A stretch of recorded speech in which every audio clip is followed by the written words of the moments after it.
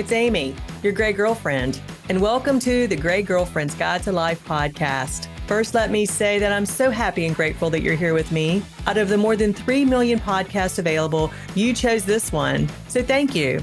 This podcast was created for high-achieving women, real women who face and conquer real challenges, real women who are ready to take their lives to the next level. Between us all, we've been through it all, and I'm here to tell you, you can thrive despite it.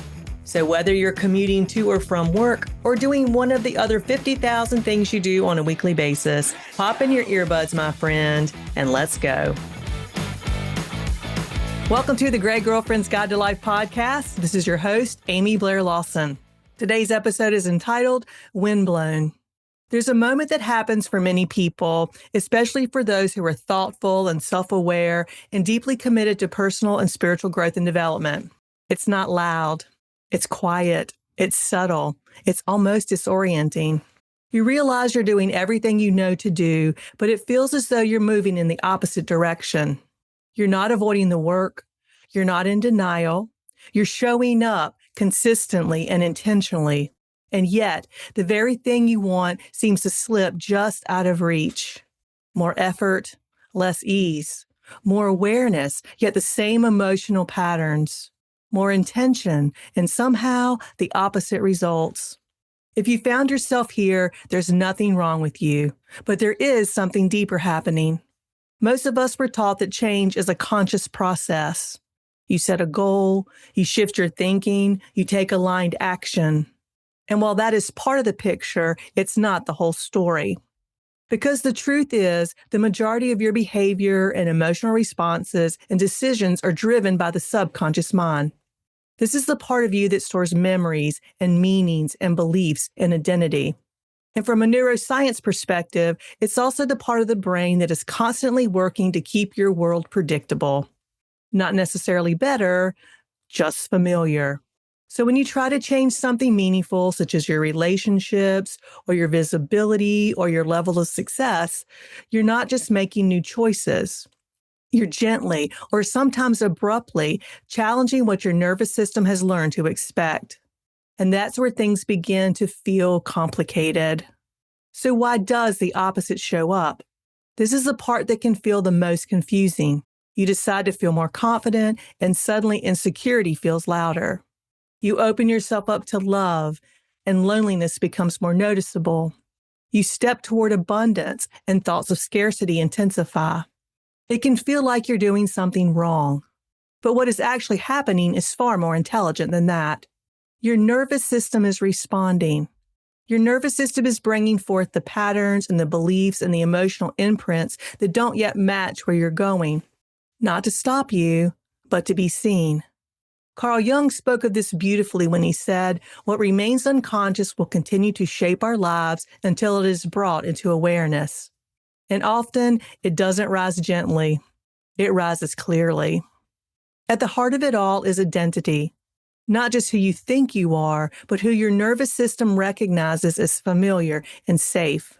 Every experience you've had has contributed to this internal blueprint. And when you begin to reach for something beyond it, your brain registers what neuroscience calls, quote-unquote, prediction error. In simple terms, it means this. What you're reaching for doesn't match who your nervous system knows you to be.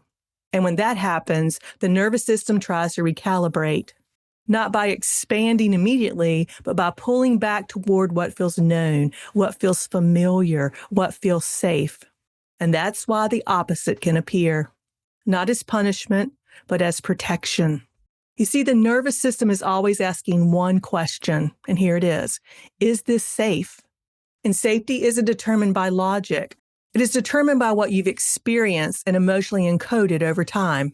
And even the things you deeply want, more ease or more success or more love or more visibility, can feel unfamiliar. And what's unfamiliar can feel unsafe. So the nervous system does what it's designed to do. It creates reactions and thoughts and patterns that return you to baseline. This isn't self-sabotage in the way it's often described. It's self-preservation. And once you begin to see it this way, once you're aware of this, something softens. You observe the opposites differently. You show yourself some compassion. You stop trying to force everything to happen. You understand that pushing harder doesn't help. So why doesn't pushing harder help? After all, it's natural to respond to this by pushing harder, more discipline, more focus, more effort. But effort operates at the level of the conscious mind, and the patterns you're experiencing live deeper than that. In fact, pushing often activates the nervous system stress response. It makes change even more difficult, reinforcing the very patterns you're trying to change. It's not that effort is wrong, it's just incomplete. Real, lasting change requires access to the level of the mind where the patterns were created in the first place. There's a more refined way to work with the mind, and RTT offers that. Once understood, you begin to feel that subconscious work is not just helpful, but essential. RTT does not ask you to override your patterns.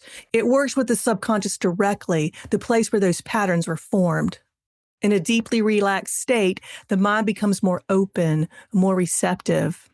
Not unlike the moments just before sleep where things can feel more fluid, more impressionable.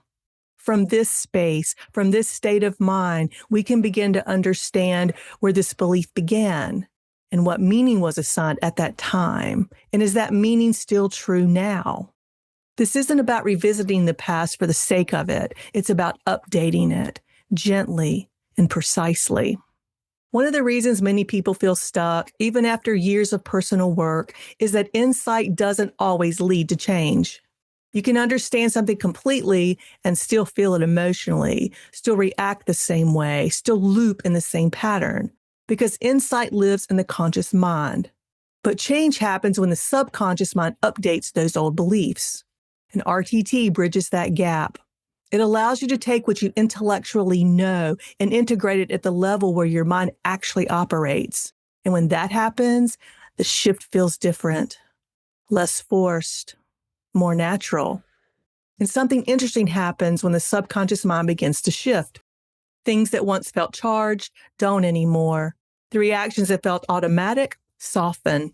The opposite effect begins to dissolve, not because you've learned to manage it better, but because the root of it has changed. And from there, your external world begins to change. Though not through effort alone, but through alignment. So you were never off track. If anything, you were being shown exactly where your attention was needed. Every moment where the opposite appeared was a quiet invitation to go deeper, to move beyond the surface level, to work at the level of origin.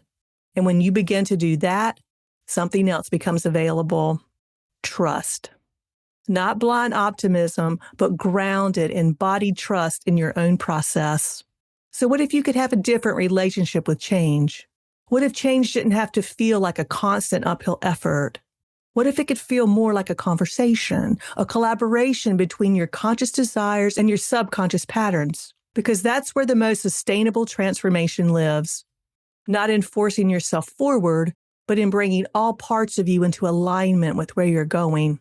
And when that happens, what once felt like resistance begins to feel like guidance. What once felt like failure begins to feel like movement. And what once felt out of reach begins to feel quietly, naturally yours. And with that, allow me to say this. May you allow ease to become safe, expansion to feel natural, and the life you desire to arrive without resistance. I'm wishing you peace and plenty of allowance. Until next time, this is Amy, your gray and always allowing girlfriend. Hey, it's Amy. Did you know that what we tell ourselves about ourselves impacts every decision we make? Every decision. So if you're feeling stuck in any aspect of your life, RTT can help. Want to know more? Go to amyblairlawson.com or click on the calendar link in the show notes to schedule your complimentary 30-minute consultation. Oh, one last thing. I can't forget the legal stuff. You know what I'm talking about. The language a lawyers write that I have to read to you. Well, here it goes. This podcast is for educational and entertainment purposes only. While I am a rapid transformational therapy practitioner, a certified divorce financial analyst, and a licensed investment advisor, this podcast is not intended as a substitute for a private session or a consultation. Got it? All right. Until next time, wishing you peace and plenty of all good things.